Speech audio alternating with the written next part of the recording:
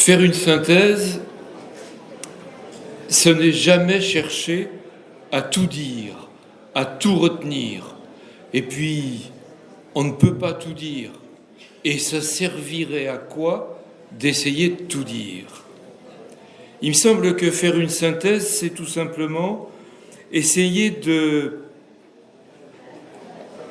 déceler dans ce qui a été dit, de retenir dans ce qui a été dit quelques éléments, et puis ces éléments, essayer de les agencer d'une manière peut-être un peu originale, les agencer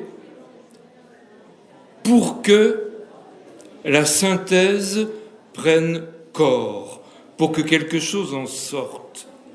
Alors, je vais me risquer à l'exercice de manière forcément très subjective, mais justement, c'est l'intérêt d'une synthèse. Premier élément, je suis frappé par la remarquable implication de tous ceux qui ont pris la parole sur scène, mais bien plus que ça. La remarquable implication de gens, on dira ce qu'on voudra, ils bossent, ils carburent, ils pensent. Des professionnels de tous âges, engagés, qui se posent des questions à tout niveau. Même des questions qui quelquefois m'énervent. Mais alors, des questions à tout niveau. Alors on a parlé d'une multitude de choses, et pour cela on a utilisé un vocabulaire parfois technique, mais globalement assez accessible. De quoi a-t-on parlé? On a parlé, avec ce vocabulaire, d'abord de handicap. J'étais surpris moi-même, je n'imaginais pas en venant ici que nous passerions tant de temps, et je m'en réjouis, à évoquer la situation des personnes dites en situation de handicap. On a parlé de handicap avec un S à handicap, pour n'être pas trop réducteur. On a parlé de handicap, on a parlé de convergence, et pour une fois, pas de convergence budgétaire, mais de convergence de thématiques, de convergence de soucis, de convergence de recherche, de convergence de démarche. Écoutez, ça a de l'allure, cette affaire-là. Voilà, le monde de la gérontologie, le monde du handicap se sont écoutés, se sont parlés. Bravo, premier élément, je trouve ça remarquable. On a parlé de handicap et on a été jusqu'à oser penser que les personnes handicapées qui vieillissent, elles aussi, constituent une chance pour la société dans laquelle nous sommes. C'est quand même une manière rare de voir les choses. Premièrement, on a parlé de handicap. Deuxièmement, on a parlé, c'était incroyablement présent ce matin, et puis en début d'après-midi, puis ça s'est légèrement, mais quand même, on a parlé de parcours, de logique de parcours. Ah, pourquoi parlons-nous tant de parcours quand il y a quelques années, on parlait de place? Donc ils ne peuvent plus rester en place? Qu'est-ce qui se passe? Qu'est-ce que c'est que ce parcours? De quoi parle-t-on? Pourquoi parle-t-on tant de parcours? Un parcours qu'il faut évidemment inscrire sur un territoire. Ah, ça y est, on a tout dit. Territoire de soins, territoire de santé, territoire, logique de parcours, compatible avec une logique de territoire. Le territoire, de quoi parle-t-on? Qu'est-ce qu'un territoire? Ah, qu'est-ce qu'un territoire? L'espace. l'espace. Nous sommes dans une société de l'espace. Alors, on a des espaces culturels, on a des espaces...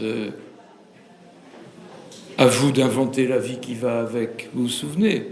La pub de Renault pour son espace. Eh bien, le territoire n'a pas de frontières. Il a des frontières amovibles, mouvantes. Le territoire, c'est sans doute la réalité virtuelle du terrain. Il y a peu encore, on nous disait, on me disait parfois, oui, mais on voit bien que vous n'êtes pas sur le terrain. Le terrain était la seule légitimité de la parole. Nous ne sommes plus sur le terrain. C'est le territoire qui vient légitimer l'action. Alors, sur un territoire, on va inventer le parcours du patient, de la personne, du sujet, conformément, bien sûr, à son projet individualisé, qui ne peut pas être en contradiction avec la logique de territoire, en s'appuyant sur les ressources du territoire, en comptant sur territoire, territoire, territoire. Territoire, parcours, et l'on a même été une seule fois dans la journée, mais quand même, jusqu'à oser le mot filière. Et voilà. Pourquoi penser en territoire ? Pour que demain, nous acceptions la notion de filière gériatrique. Mais vous vous rendez compte, filière gériatrique, on ne sait déjà pas quoi faire de la filière bovine et on va nous emmerder avec la filière gériatrique, mais qui peut avoir envie d'inscrire son projet de vie ? Parce que vous avez un projet de vie ? Ah, vous n'avez pas votre projet de vie ? Attendez, mais ça tombe bien, il y a 2 ou 3 psys, là, on va se réunir, on va écrire votre projet de vie, et puis si vous n'êtes pas capable, on le fera signer à vos enfants. Voilà. Logique de territoire, de parcours, de projet. De quoi parle-t-on ? Il est grand temps à la fois d'utiliser ce langage. Il est là, il s'impose. On ne peut pas passer à côté. Donc, nous l'acceptons, nous le prenons, mais nous l'interrogerons, nous le mettons en question, parce qu'il est impensable que ces vieux que nous serons demain puissent se satisfaire d'entrer dans un parcours sur un territoire de soins à l'intérieur d'une filière gériatrique. Qui en voudrait pour soi et nous l'accepterions pour autrui ? Enfin, territoire. Évidemment, pour nous faire avaler la pilule de la filière, on ne manquera pas, bien sûr, de se gargariser d'inclusion. Alors, formidable idée que cette idée d'inclusion, et nous passons du handicap à la situation de handicap, très intéressante évolution, et par conséquent, au lieu de demander à la personne handicapée de s'adapter, on demande à la société de se faire inclusive pour accueillir en son sein, oui, et plus on en parle, moins on le fait. Il se pourrait même que l'on en parle pour ne pas le faire. Alors vous allez dire, mais qu'est-ce qui lui prend ? Il est complètement désespéré. Oui, non, sûrement pas désespéré, sûrement pas. Mais l'école inclusive, avec des classes de 30 élèves, l'école ne sera jamais inclusive. De qui se moque-t-on ? L'hôpital inclusif, on manque de personnel. L'EHPAD inclusif pour accueillir les personnes handicapées, etc. Mais avec quelle formation, quel personnel disponible, Allons. Donc, oui à l'inclusion, oui au parcours, oui au machin, oui. Avec quels moyens ? Même si tout n'est pas question de moyens, même si, quand même, cette problématique de l'inclusion, formidable défi, est une problématique politique. qui permettra de réaliser des choix économiques si c'est vrai que l'on veut faire une société inclusive. Mais si c'est vrai qu'on la veut inclusive, alors on donnera à la ville les moyens de modifier les transports pour qu'ils se fassent inclusifs, les transports urbains. On donnera à la SNCF qui restera, oh non, là je sors de mon sujet, qui restera certainement un établissement de service public, on lui donnera les moyens, évidemment, on donnera à la culture les moyens de se faire inclusive, on acceptera que l'entreprise, on donnera au commerce, on donnera à l'université, à l'école, au lieu de formation, on donnera les moyens. Et on ne fera pas croire à nos concitoyens que la société pourrait se faire inclusive et que ça nous permettrait de baisser les impôts. Non, on ne baissera pas les impôts, peut-être même on les augmentera pour que la société se fasse inclusive, parce que ça aurait du sens, cette affaire-là. Inclusion, alors, à quelles conditions ? Eh bien, parmi les conditions, il nous faut inventer des alternatives à l'institutionnalisation des personnes. Alors, on va parler de désinstitutionnalisation, et du coup, on va décloisonner, diversifier, entrer en partenariat, innover, mutualiser, autant de termes qui ont été de manière parfaitement intéressante évoquée tout au long de la journée. Ces nouvelles attitudes professionnelles, mutualisation, décloisonnement, diversité des réponses, partenariat, innovation, etc., ces nouvelles attitudes professionnelles doivent nous permettre sans doute d'être attentifs, de saisir de nouvelles attentes, de nouveaux besoins dans des populations qui évoluent, on l'a évoqué à diverses reprises, avec évidemment l'usage de technologies dont nous ne disposions pas jusqu'à présent, qu'il nous faut apprendre à maîtriser, mais dont on ne peut pas attendre tout et n'importe quoi. Je veux bien la télémédecine.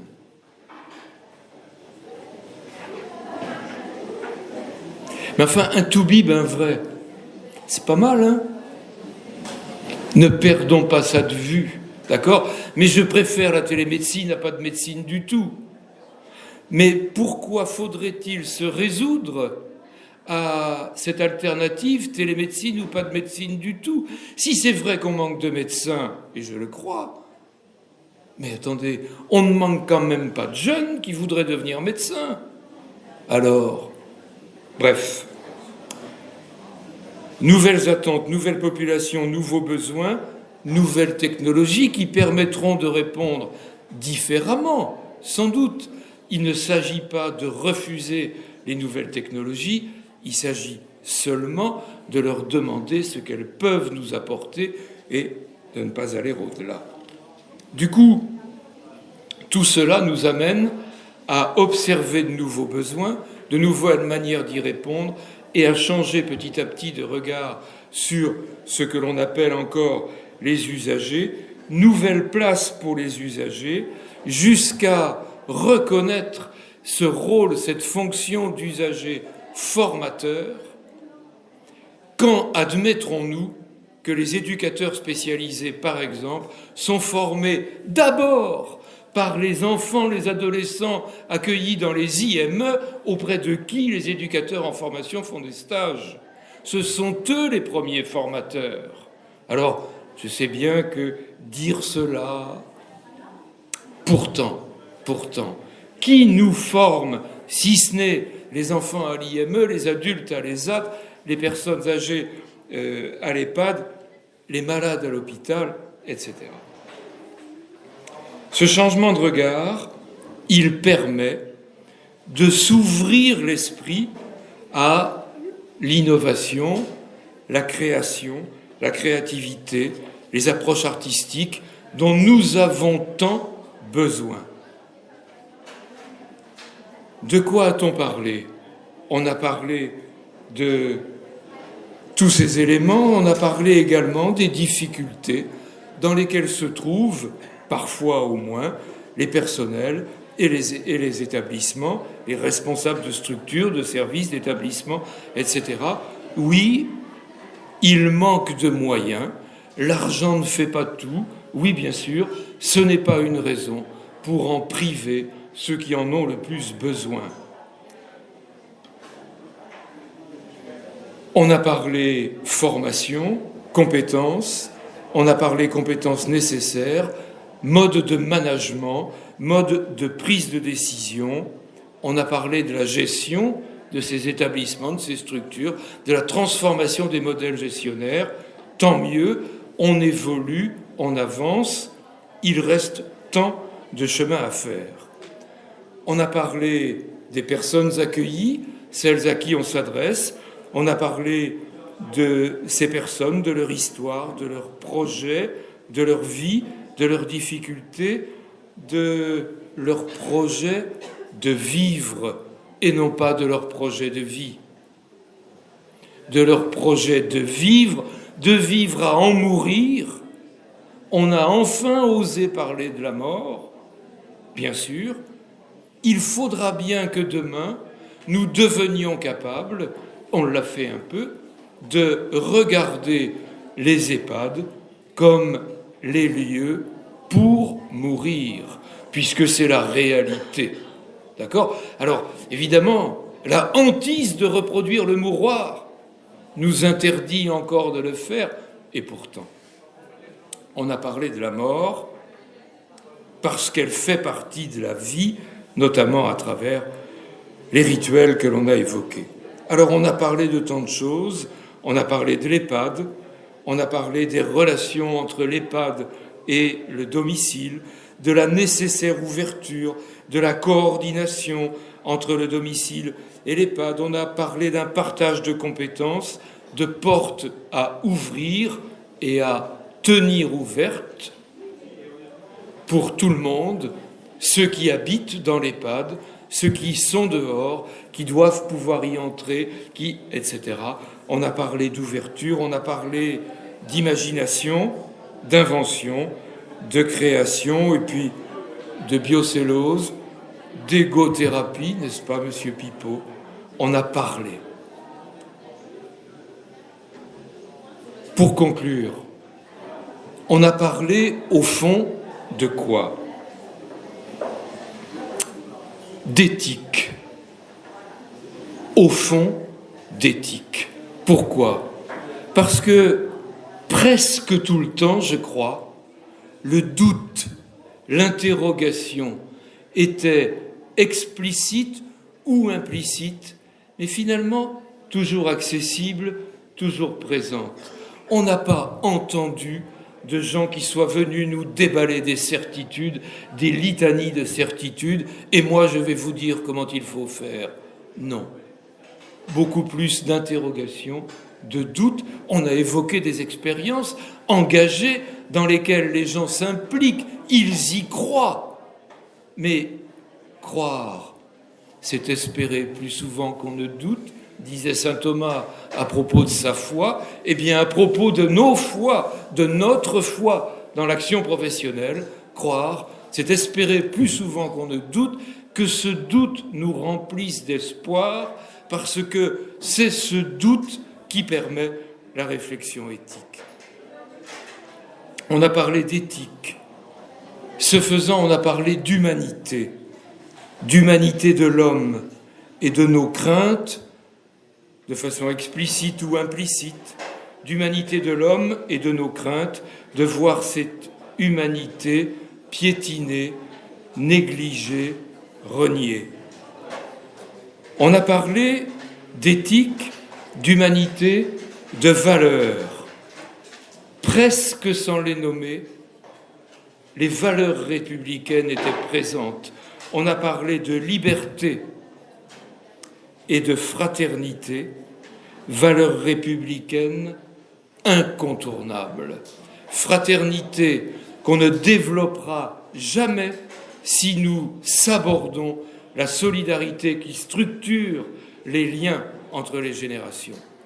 Donc, si nous voulons vivre cette République censée nous fédérer, évidemment, il nous faut garder cette solidarité au service de la fraternité, dans le respect des libertés de chacun, etc.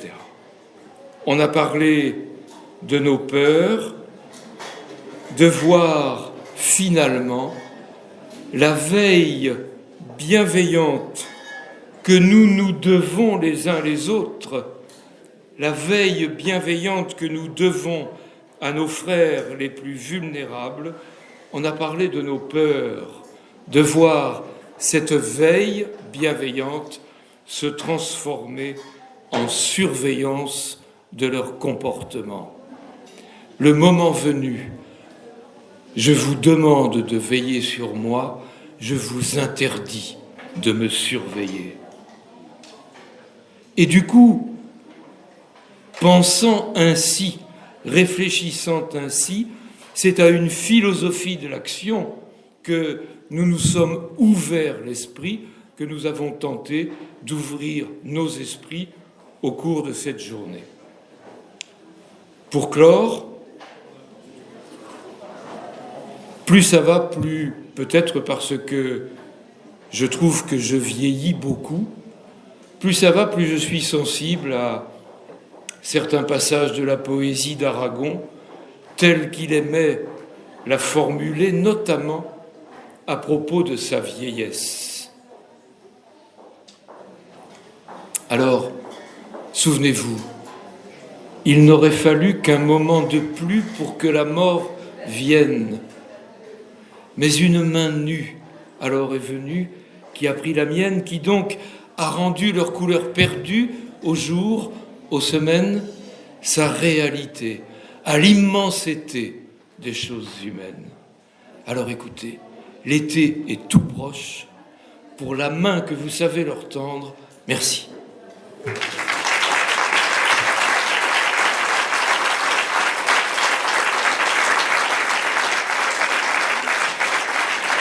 Merci.